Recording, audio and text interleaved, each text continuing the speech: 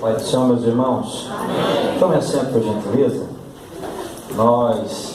Alguns irmãos estão reclamando da altura do som.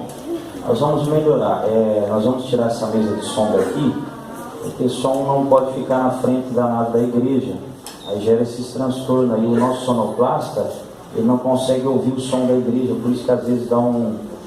Tava para estourar mesmo. Nós vamos depois deixar um som ambientezinho. Só dá retorno para mim. O som da igreja, vocês podem andar, vão lá atrás, ver como é que está o som, você tem liberdade.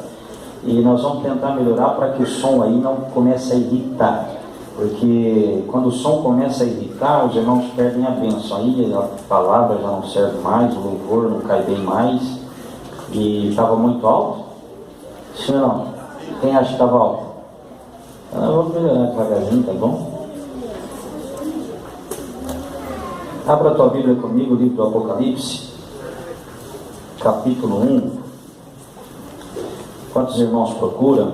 Eu quero avisar você que já chegou a nova lição da Escola Bíblica Dominical, que vai falar sobre o Evangelho de Lucas, que trata Jesus como homem perfeito. Então, os irmãos que vão estudar essa lição, procurar no domingo de manhã o nosso coordenador, que é o irmão Sandro. Se ele é irmão Sandro, você vai adquirir a sua lição. Quero convocar todos os jovens. Eu vou ser o professor dos jovens agora por um período de tempo aí. Então nós vamos trabalhar junto com essa juventude aí. Vamos preparar uns obreiros novos aí. Então todos os jovens e os adolescentes, vocês estão convocados para estar na Escola Bíblica Dominical. Tá certo? Se vocês vierem um número pequeno, nós vamos fazer os adolescentes e os jovens juntos, eu vou estar com vocês. Se for um número grande, nós vamos preparar aí um professor para estar lecionando para vocês domingo de manhã. E eu convoco todos os irmãos que desejam aprender um pouquinho sobre o Evangelho de Lucas, que vai falar sobre a pessoa de Jesus. Você é convidado para participar. Se as crianças forem sair, aí se vocês quiserem ir lá para trás, vocês ficam à vontade. Está aí o professor de vocês, coordenador? Vocês não têm professor hoje? Não? Então vocês ficam aí quietinho. Ah, tá a irmã Fernanda, tá ali, ó. Pode ser. Vamos ler então Apocalipse capítulo 1. Obrigado. Nós vamos ler o versículo 2. Hoje eu vou chegar até o capítulo 4. Eu sou muito metódico, eu sou muito detalhista em muitas coisas, e às vezes eu faço tanta coisa que não dá tempo para nós falarmos. Mas hoje então eu falei sobre os escravos ali, que é do servo, do grego doulos, e nós vamos para o versículo 2 hoje, e 2 em diante. Vamos falar alguma coisa rapidamente. Não vai dar para detalhar tudo, que eu quero chegar no capítulo 4 hoje de Apocalipse, sabendo que nós vamos dar um salto no capítulo 2 e 3, porque se nós entrarmos nas 7 igrejas, aí vai muito tempo. Então vamos ler o versículo 2 e 3, e depois os irmãos podem deixar a Bíblia aberta, ou tu coloca do capítulo 1, do versos 2 em diante, deixa ali, nós vamos detalhando o versículo. Obrigado, já está ali, né? Então nós vamos lá. Versículo 2 e 3, quem quer ler para nós? O qual testificou da palavra de Deus e do testemunho de Jesus Cristo e de tudo que tem visto. Bem-aventurado aquele que lê e os que ouvem as palavras desta profecia, e guarda as coisas que nela estão escritas, porque o tempo está próximo. Amém? Amém. Nós vamos encontrar João, nós falamos um pouquinho sobre o que é revelação, o que é Jesus Cristo, porque Deus lhe deu, para mostrar ao seu servo. Você observa que Deus vem numa hierarquia. Deus dá a revelação para Jesus, o seu filho a envia a um anjo mensageiro, o anjo envia a João, para que João mostrasse aos seus servos. Nesses seus servos, inclui a igreja hoje também. Então nós fazemos parte desse versículo aqui, do versículo 1 do Apocalipse. E João vai dizendo, o qual testificou. O que ele está dizendo, o qual testificou? Que João já testemunhou, ele já falou acerca da palavra de Deus, que é o Logos. Ele já falou sobre o testemunho de Jesus e de tudo o que tem visto. Então João, ele está dando testemunho de tudo. Aí ele diz assim, bem-aventurado, que nós vamos nos deter um pouquinho, bem-aventurado aquele que lê. Observa aqui nas Escrituras, a partir do Apocalipse, essa palavra bem-aventurado, do grego Makarios, quer dizer o que? Feliz. Feliz, e já vai chamar uma atenção, feliz é aquele que lê. Observa uma coisa, que essa palavra ela vai se repetir algumas vezes dentro do livro do Apocalipse, e ela vai trazer o que? Uma bênção. É o único livro da Bíblia que registra uma bênção para aquele que lê. Só que também é o único livro da Bíblia que traz uma maldição para aquele que adultera esse livro. Apocalipse 22, 18 e 19 vai dizer: ai daquele que tirar ou acrescentar um J ou um I ou um tio dessa escritura, que nós estudamos isso domingo passado de manhã na escola bíblica dominical, acerca sobre a lei de Deus. E ele observa: feliz é aquele que lê. Observa uma coisa, quando João vai receber essa revelação, ele vai escrever a carta. Essa carta, posteriormente, João fez 6 cópias, porque ele vai enviar uma para cada igreja da Ásia, são 7. Nos tempos de João, não existia a era da imprensa moderna, como Bíblias sendo confeccionadas, tudo mecanizado. Na época era tudo escrito à mão. Então os livros eram mais caros e raros também. Então nem todo mundo tinha o direito, tinha a oportunidade de fazer a leitura do rolo do Apocalipse, que lembra os irmãos que eram rolos, pergaminhos. Então nem todo mundo, você vai ver que Jesus vai desatar o selo do rolo que está rolado, e cada selo que ele desata, se abre um pouquinho, ele faz a leitura. Se desata o segundo, se desenrola mais um pouco, se faz a leitura. Então nós vamos observar que ele vai dizer assim, feliz é aquele que lê, porque nem todo mundo tinha acesso à leitura, até porque foi escrito no grego, mas o judeu é de fala hebraica. Então nem todos conseguiriam ler o livro do Apocalipse. Então ele vai dizer: bem-aventurado é aquele que lê. Mas pastor, só aquele que lê? Mas como assim? Ele vai ler lá no quarto dele? Não. A palavra ler aí, ela vai dizer o que do grego anaginosco, quer dizer ler em voz alta. Não é ler lá no seu quarto, é ler em voz alta. Então é quando eles liam na congregação, que hoje nós conhecemos como os obreiros, pastores de igreja, que fazem a leitura das Escrituras. Então, bem-aventurado aquele que lê, era mais ou menos o que está acontecendo hoje aqui. Bem-aventurado eu que estou lendo para você, porque você talvez não tenha acesso nessa apostila que eu redigi, tem em minhas mãos. Então, bem-aventurado aquele que lê, mas não para si só, mas lê em voz alta, para que você possa ouvir o que o Espírito diz às igrejas. Por isso que ele vai dizer assim, bem-aventurado o que lê e os que ouvem. Olha como é que Deus é perfeito. Você não foi bem-aventurado porque você não pode ler, mas você vai ser bem-aventurado porque você pôde. Na época não tinha lá aquela, hoje na televisão tem uns programas, tem aquele pessoal que vai fazendo aquela língua do braille, né? Para que os deficientes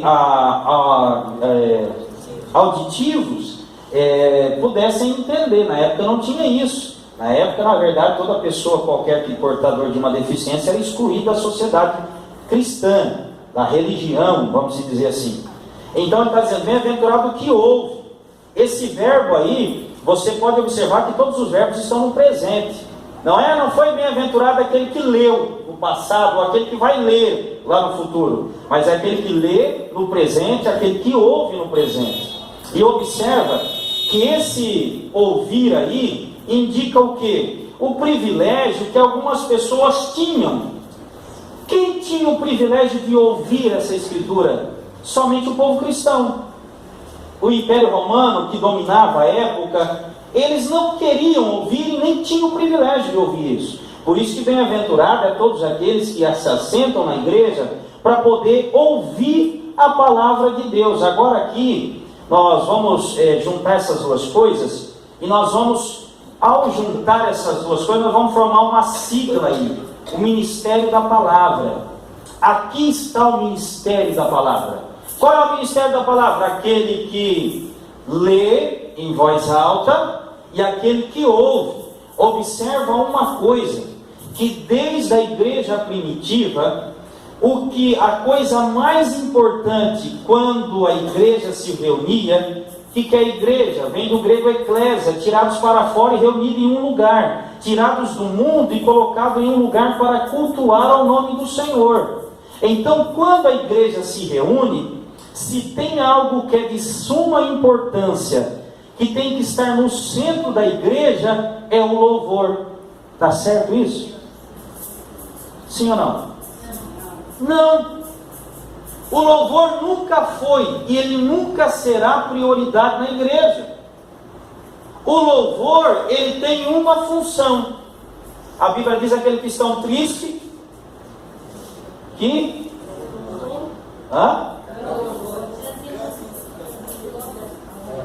Ore, e o que está feliz? Então o que o louvor ele faz? O louvor é aquela coisa que aquela coisa boa da liturgia, que ele amacia a dureza do coração para que a palavra seja penetrada, para que a palavra ela encontre guarida no coração do pecador. Só que hoje, sabe o que estão fazendo? Aí a turma assim diz assim: não, nós amamos a palavra. Fazem congresso, cantam. Olha, eu fui pregar um dia num congresso de mocidade, eu fiquei perplexo. Foi 17 hinos, né, nego? 17 hinos. Quando foi 9 horas, aí diz assim, aí o obreiro dirigente: quantos amam a palavra de Deus? Os crentes: eita! Aí vamos passar para o pregador. Subiu o púlpito, e eu sou o seguinte: se eu for em qualquer igreja, passar para mim 15 para as 9, 9 horas eu entrego o microfone. Porque ninguém é obrigado a ficar depois da 9. Canta um hino até... Aí eu tomei o púlpito e disse assim: irmãos, eu aprendi uma coisa com o meu presidente. Existe palavra de 15 minutos, de meia hora e de 1 hora. Hoje eu vou usar de 15 minutos, porque o tempo é escasso, os irmãos estão cansados e já louvaram bastante, então deixa que amanhã eu prego para os irmãos. E hoje o que nós estamos fazendo? Estamos tirando a palavra do centro e tem pessoas que até chegam a pensar que o hino da harpa é mais importante que a mensagem, que a palavra. Tem pessoas que Deus o livre, se mexer no hino da harpa para ele se desvia. O hino da harpa não é nada mais do que um louvor que alguém foi inspirado, nem por Deus, mas uma inspiração própria, de uma vivência, de uma luta. Não tem um hino que diz que os melhores louvores foram compostos em tribulação? Então que ele tem um dom de Deus, ele vai compor um hino, mas a palavra é divinamente inspirada pelo Espírito Santo de Deus. Essas igrejas modernas hoje, é show na igreja, é louvorzão e dança, aí chega 15 minutos de mensagem. Por que o povo não se arrepende mais? Porque não há mais pregação da palavra, não há mais a exposição da palavra. Então, João vai dizer: bem-aventurado aquele que lê e os que ouvem os hinos cantados. É isso? Não, mas o que ouve a santa e poderosa palavra de Deus. Ele vai mais além. Se vocês acharam que é bom aquele que lê e o que ouve, agora ele vai destacar ainda mais. Bem-aventurados que guardam a palavra, do grego perel, quer dizer atender cuidadosamente, observar. Sabe o que quer dizer guardar? Guardar é o que se diferencia de ouvir e escutar. Tem diferença entre ouvir e escutar? O guardar é a síntese do que é a diferença do ouvir e o escutar. Olha que coisa, como é que a Bíblia ela é tremenda. Ele vai em escala. Poxa, bem-aventurado que leu, bem-aventurado que ouviu, mas bem-aventurado, ele vai destacar ainda mais, é os que guardam. Qual que é a diferença entre o ouvir e o escutar? Será que tem alguma diferença? Tem. E uma diferença que faz a diferença nos dias em que nós vivemos. Quando eu ouço alguma coisa, eu não degusto com o meu paladar cada palavra pregada. Por quê? O ouvir faz parte de uma das 5 faculdades mentais que o homem, físicas e mentais que o homem possui. Todo mundo tem 2 ouvidos e eles ouvem. Só que, porém, nos dias atuais, nem todo mundo escuta. Como, por exemplo, se eu disser para você assim, vou narrar pelo menos uma parte do primeiro versículo de Gênesis em hebraico, que diz assim, Bereshit bara Elohim et hasham ha'invet. O que você entendeu que eu falei?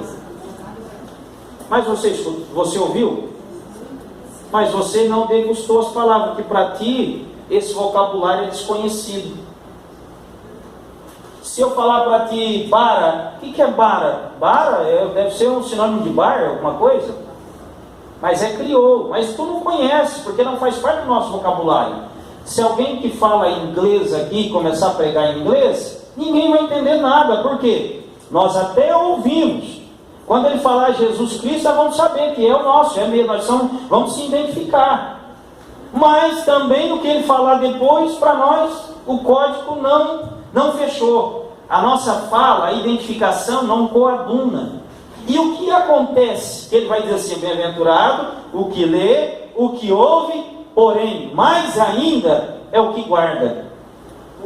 O Espírito de Deus está dizendo assim, não adianta você ouvir. Se você só ouvir a palavra, não tem valia nenhuma. Por quê? Ouvir a palavra, todo mundo ouve. Se tu chegar hoje para evangelizar é a coisa mais difícil. Tu chega para alguém com um panfletinho de evangelismo, ele vai dizer, não, eu já sou crente, mas ele não é crente. Ele conhece Jesus.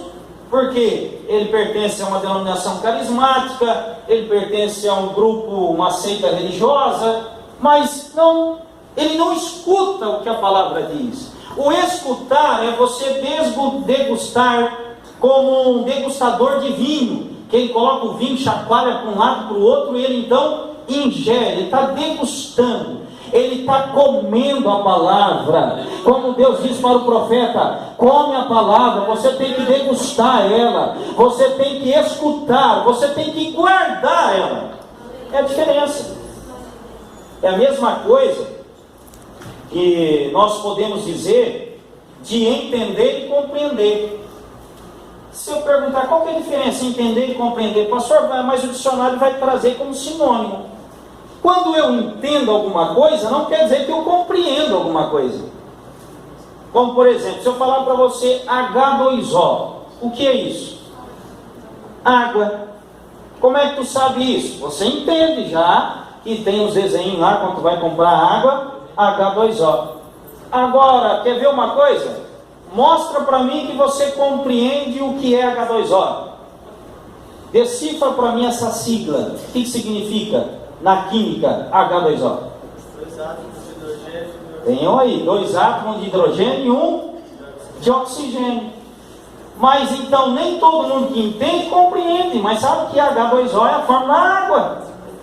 E a diferença do crente, os jovens estão bons na química. Quem foi que respondeu? Levanta a mão. Está ali o nosso pregador, está de caneta, papel, está anotando tudo. Então, quando ele diz guardar, ele está dizendo assim, é você não só ouvir, mas você tem que escutar, você tem que destapar o ouvido, não esse ouvido natural, mas ouvido da alma. Por isso que o salmista ele vai dizer o quê? Eu guardei, Senhor. Sabe o que quer dizer a palavra guardar no original, no hebraico? Tisafã, quer dizer esconder, é você fugiu até a palavra agora, entesourar a palavra no seu coração. Lembra do que Jesus disse sobre o tesouro? O que Jesus diz? Aonde estiver o teu coração. Então ele está dizendo assim, você tem que entesourar a palavra no coração, guardar ela. A Bíblia diz, o apóstolo Paulo vai dizer em 2 Timóteo 4,3, que nos últimos dias os homens terão comichões nos ouvidos. Essa palavra comichões no grego quer dizer keneto, quer dizer desejo de ouvir algo agradável. Ele só quer ouvir coisa boa. E quando João está escrevendo isso, ele está dizendo, nós temos que aprender a guardar. Se eu perguntar para você, por que entre ler e ouvir, guardar é mais importante? Apocalipse 3:10. Leia para mim quem achar. Aí você vai saber por que é mais importante. Entre ler e ouvir, o guardar é mais importante.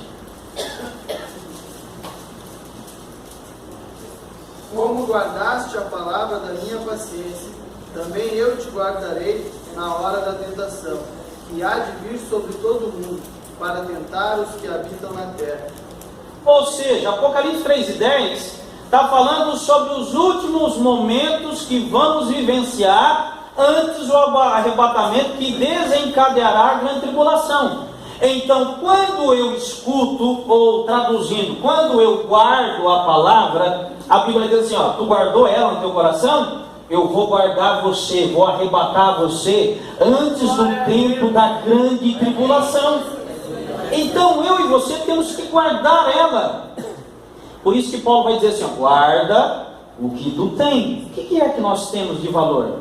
Se Paulo diz que somos vasos de barro, se a preciosidade do vaso não está no exterior, mas está no interior, nós só temos o Espírito Santo de Deus que nos faz lembrar as palavras de Jesus. Então, se eu e você pode perder tudo, irmão, na vida, tudo que é material, você pode perder familiar, mas você não pode perder a palavra.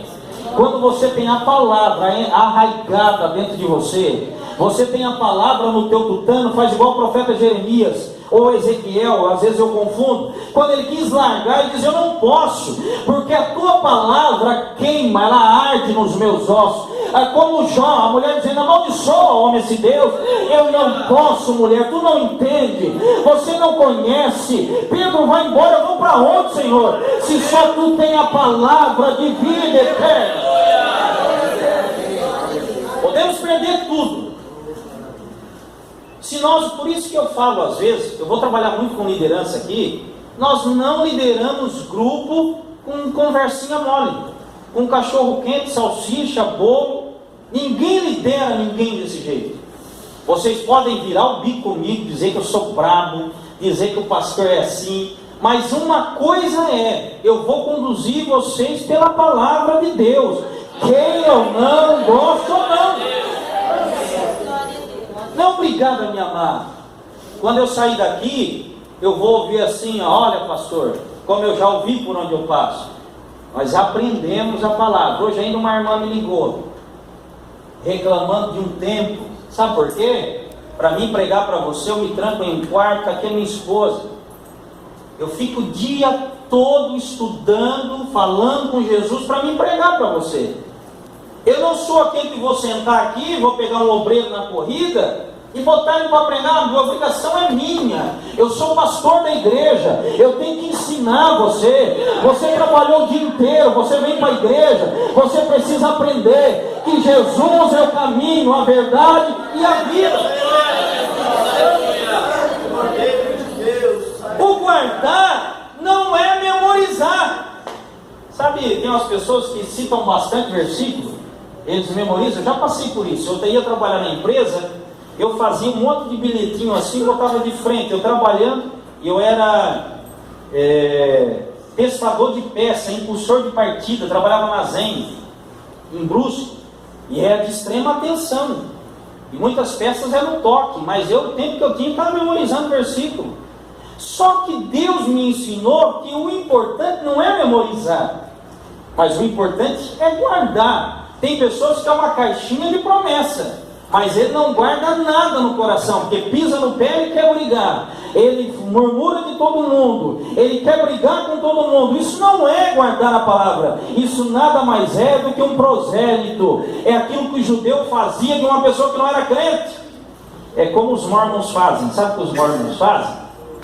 Eles vão pegar você, dar uma camisa branca com uma gravata e uma calça mais ou menos identificando da cor preta ou azul marinho, vai dar um crachazinho e você vai sair na rua, é identificado como Helder.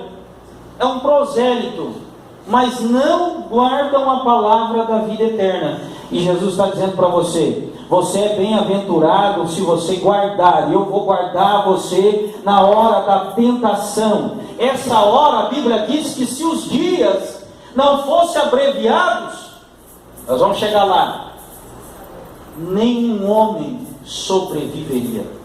Só para você ter uma ideia, os homens acham que são alguma coisa, né?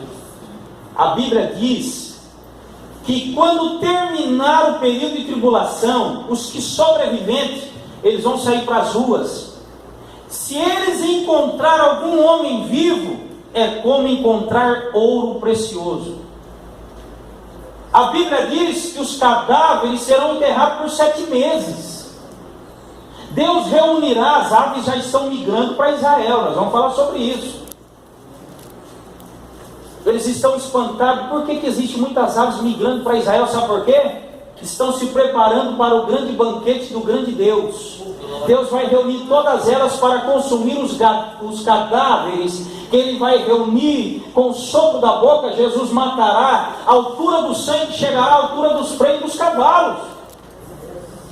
A Bíblia diz que os homens naquele dia olharão para o sol, e a sua língua secará na sua boca, os olhos na sua órbita, porque o sol aquecerá 7 vezes mais. A Bíblia diz que a paz da terra interior do homem será tirada. Quem assiste Cidade Alerta aqui? Levanta a mão. Tem alguém? Eu assisto, irmão, eu gosto de assistir. Todo dia. Todo dia não posso assistir todo dia. Mas quando dá eu assisto. E sabe o que me chama a atenção? Todo dia tem notícia, mulher sendo estuprada, criança estuprada, pessoas sendo mortas. Nós vamos entrar em Apocalipse 6, vai ter um cavalo vermelho que veio para tirar a paz, para que os homens, a paz entre os homens. Hoje se matam por R$1, se imagina depois. Que tem pessoas, que tem crente que pensa assim, nós vamos chegar lá mais para frente. Se eu não subir agora, eu vou depois. Tu vai, nego. Sabe quando tu vai? Se tu não subir agora? Você sabia que você não vai ter a segunda oportunidade de subir no arrebatamento da igreja?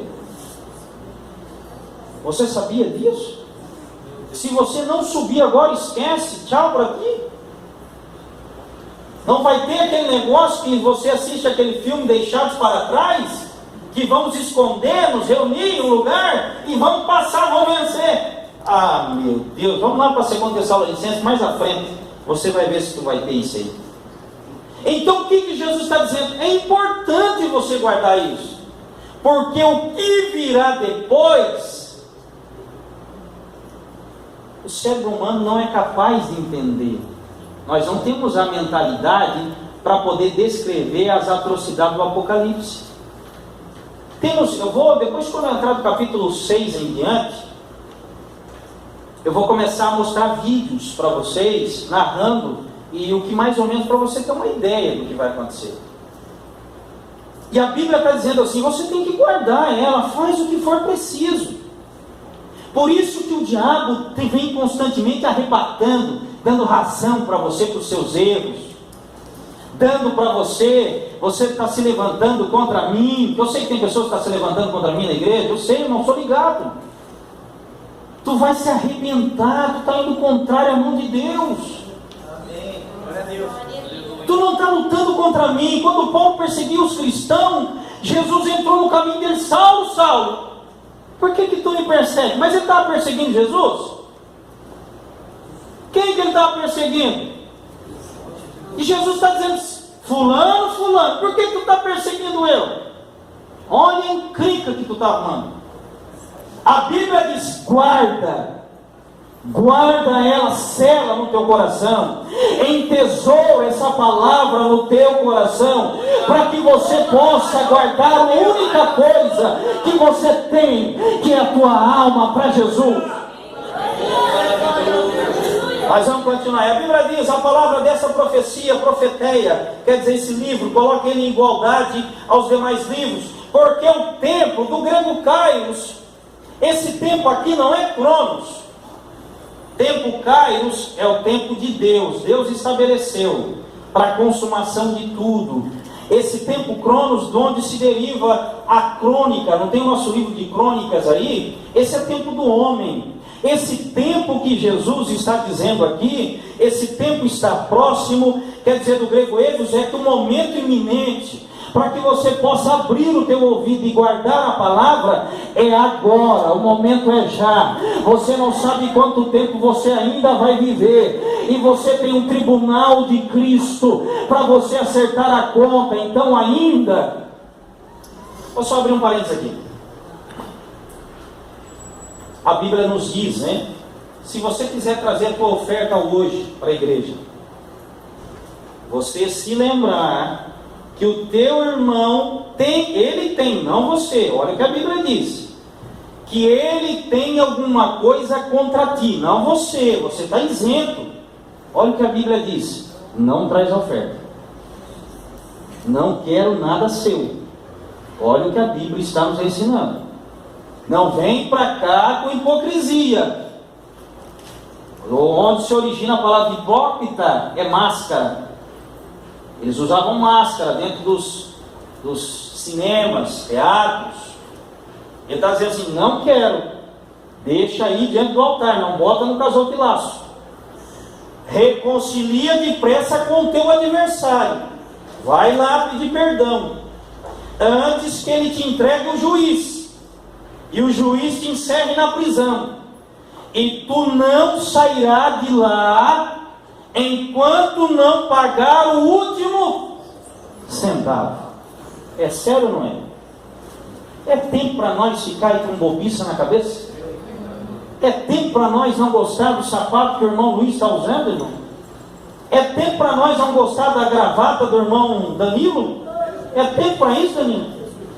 É tempo para nós guardar a palavra e não deixar que nada permeie o nosso coração. É tempo de nós olhar para o alto, que é Jesus, e caminhar. Ele diz: o tempo está próximo.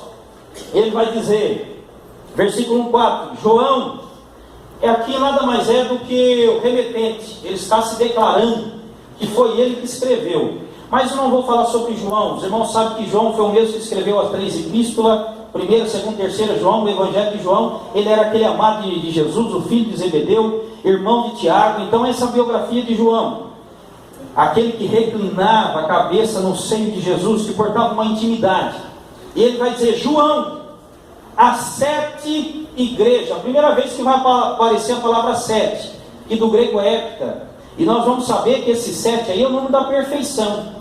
Esse 7 é a somatória de 3 com mais 4. 3 é o número da trindade, 4 é o número do mundo. Então, quando eu coloco Deus, somos Deus e o mundo, eu tenho a perfeição. Por quê? João 3,16, porque Deus amou o mundo de tal maneira, que aí vem Jesus agora aparecendo, para que todo aquele que nele crê não pereça, mas tenha a vida eterna. Você tem a vida eterna em Jesus? E vai aparecer por várias vezes, 7 cartas, 7 igrejas, 7 selos, trombeta, enfim.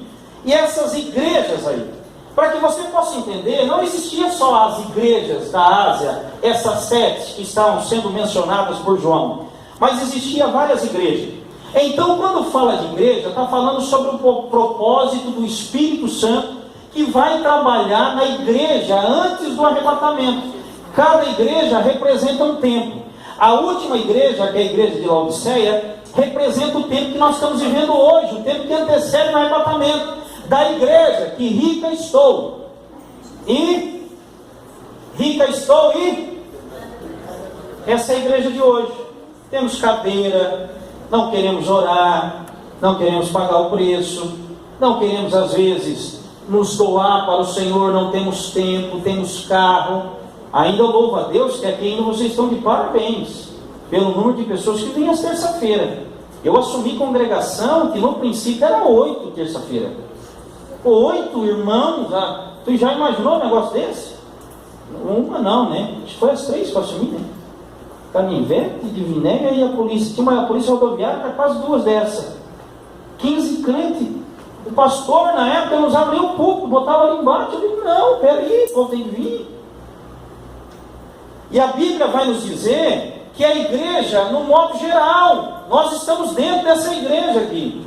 Aí ele vai dizer graça e paz, porque graça é grego, a saudação para o gentil, paz é shalom, é a saudação para o judeu. Então está colocando todos os crentes, sendo gentil, sendo judeu, está saudando todo mundo. E ele vai dizer assim: ó, graça e paz seja convosco, daquele que é. Sabe quem é esse daquele aqui? Daquele é um pronome indefinido, né? Mas esse daquele é o Pai da eternidade. Porque daquele que é, o verbo está no presente. O que Deus é para nós? Ele é tudo que nós precisamos, Ele está presente na nossa vida. daquele que era. Por que daquele que era? No princípio criou Deus. Houve um princípio para tudo. Mas aonde que está o princípio de Deus? Antes que houvesse dia, eu era. Então, e daquele que há de vir, por que há de vir? Ele vai vir julgar Israel, ele vai vir julgar as nações. Alemanha, Rússia e outros vários países que açoitaram o judeu, Deus vai julgar todas essas nações. Todas essas vão ser julgadas por Deus. Se o Brasil fez alguma coisa para Israel, vai ser julgado por Deus no período da tribulação. Então o texto está dizendo, aquele que há de vir julgar. Aí diz assim, que é, e dos 7 espíritos que estão diante do trono de Deus. Quantos espíritos tem Deus? 7. E esses 7 espíritos, quer dizer que são 7 espíritos santos? Não. Como são 7 igrejas que representam a totalidade da igreja universal, não universal do reino de Deus, mas universal no modo geral, aqui os 7 espíritos está falando também sobre a totalidade do espírito, que nós vamos encontrar. Abra a tua Bíblia rapidinho, Isaías 11:2, vai falar sobre as 7 faces do espírito ali. Isaías 11:2. Quem achar, lê bem rápido para nós, que as horas se avançam. Repousará sobre ele o Espírito do Senhor, o Espírito de sabedoria, olha aí, e de inteligência, o Espírito de conselho e de fortaleza, o Espírito de conhecimento e de temor do Senhor. Ou seja, aí está as 7 faces desse Espírito, mas é um só. Você observa que está aí a saudação do Pai, está a saudação do Espírito, e agora vem a saudação daquele, Jesus Cristo, que diz assim, que é a fiel testemunha. Ele foi fiel até o fim. Como ovelha muda foi levada a matadouro e não abriu a boca. Ele cumpriu o seu propósito, o primogênito dos mortos. Agora entenda uma coisa, que esse Jesus aí, como primogênito dos mortos, você sabia? Deixa eu fazer uma pergunta para você. Nós, se tivermos que nos gloriar em alguma coisa, nós vamos nos gloriar na cruz ou na morte de Jesus? Na cruz ou na morte? Quem acha que é cruz? Levanta a mão. Deixa eu ver. Quem acha que é morte? Levanta a mão. Ainda tem, eu vou fazer a cédula dos nulos, né? Tem uns que levantou nem para cruz, nem para... Vocês tomaram café hoje? Vocês estão fortes, animados? Toma um cafezinho, como um pão para dar uma animada. Eu não tomei, mas eu estou animado.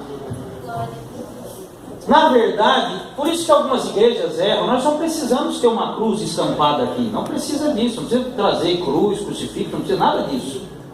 A cruz é sinal de maldição. Maldito o homem que for pendurado no madeiro.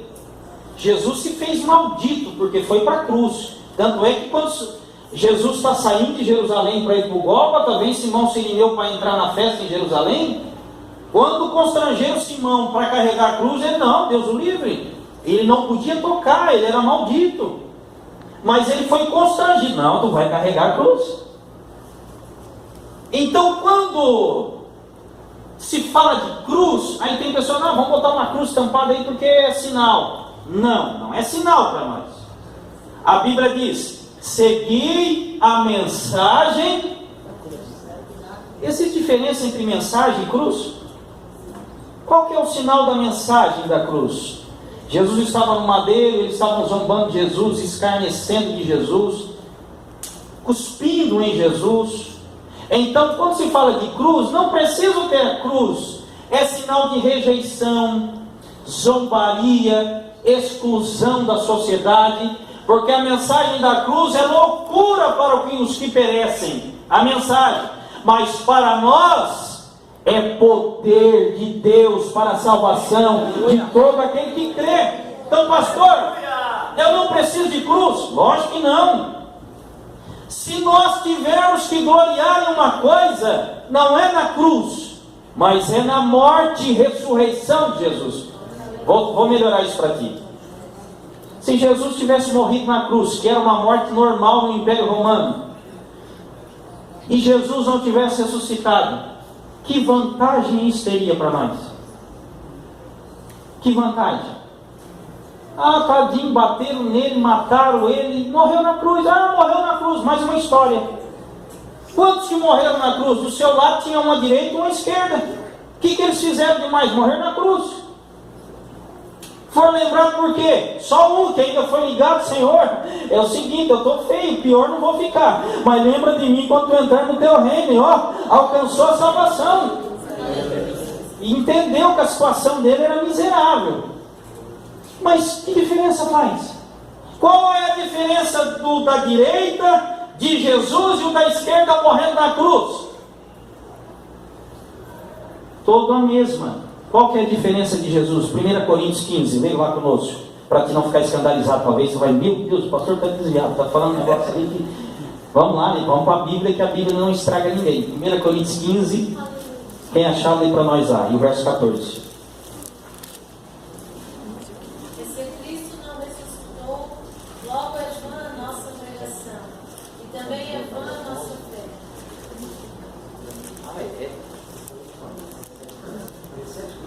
Meu Deus, eu falei Isaías 7,2, é 11,2, tá, irmão? Para anotar ali, que o irmão do Espírito lá, eu não sei se eu falei errado na hora, porque eu estou agitado, muita coisa na cabeça, é 11,2. O senhor deu certo, né? 11,2. Ah, então tá bom. Então tá bom. Vocês leram aí, lê de novo, 1 Coríntios 15, 14, para nós, bem alto e forte aí, quem achar? Se Cristo não ressuscitou, logo é vã a nossa pregação. Ou seja, É vã a nossa fé. que para que nós estaríamos aqui? Qual é a finalidade de estarmos aqui se ele morreu na cruz? Tá, morreu, tá, e acabou aí, pastor? Parte do dia não brilhasse, e semelhantemente à noite. Ou seja, quantas horas tem o sol? Quantas horas? Vamos colocar assim, 6 horas da manhã, 6 horas da tarde. Vamos botar assim que se desse certinho, cronometrado. São 12. Vamos dividir 12 por 3, dá quantas horas? 4. A Bíblia diz que uma terça parte do sol, olha o que o texto está dizendo, que uma terça parte do sol, a terça parte da lua e uma terça parte das estrelas vão sumir. Então, se eu tenho 12 horas dividido por 4, por 3, dá 4. Se eu tirar uma, então quantas horas de sol eu vou ter? 8.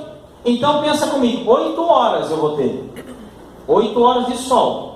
E se Jesus resolver aparecer num período de trevas, aí vem a Bíblia, assim como o relâmpago. O relâmpago nas trevas dá para ver todo mundo? Sim. Então, no meio de uma escuridão, todo mundo vai ver, porque o mundo está em trevas, porque o sal da terra e a luz do mundo já foi. É a igreja. E agora tu imagina o estrondo que será, porque todo olho verá. Quer dizer o quê?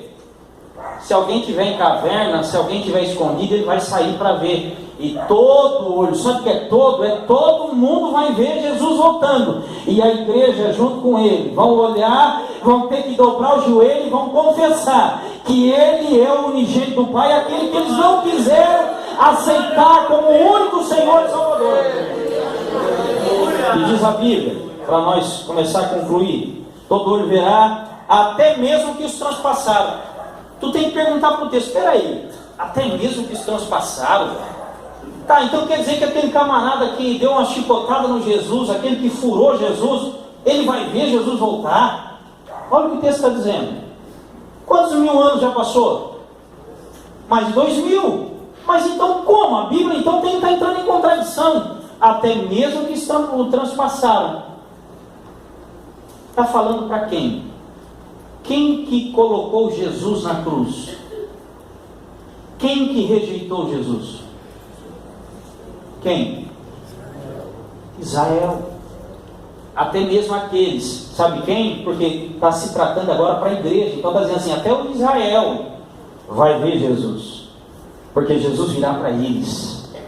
E diz assim, ó, e todas as tribos da terra se lamentarão sobre ele, sim, vão se lamentar. E diz assim, ó, eu sou o alfa, primeira letra do alfabeto grego, ômega, última, o princípio e o fim. Ele está dizendo: eu também sou eterno, a eternidade está em mim, assim como o Pai é eterno, eu também sou eterno, o mesmo que o Pai é, eu também sou.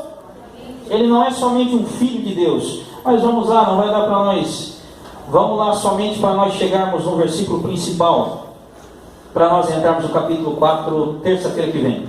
Versículo 19, para mim orar por você.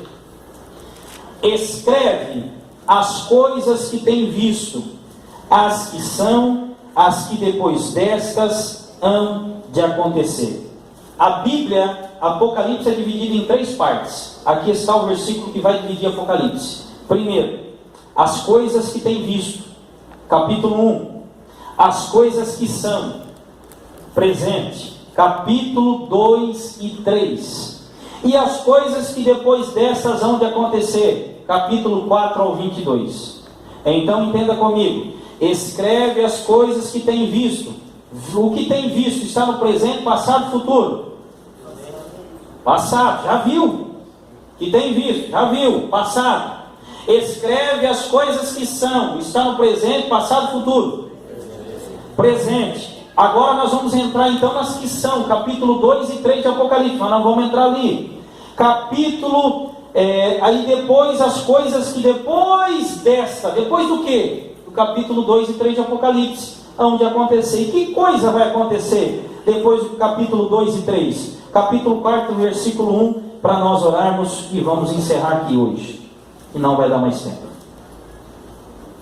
Depois dessas coisas olhei, e eis que estava uma porta aberta no céu. E a primeira voz, que como de trombeta ouvira falar comigo, disse: sobe aqui, e mostrar-te-ei as coisas que depois destas devem acontecer. Você observou o elo de ligação entre o versículo 19 e o capítulo 4 e versos 1?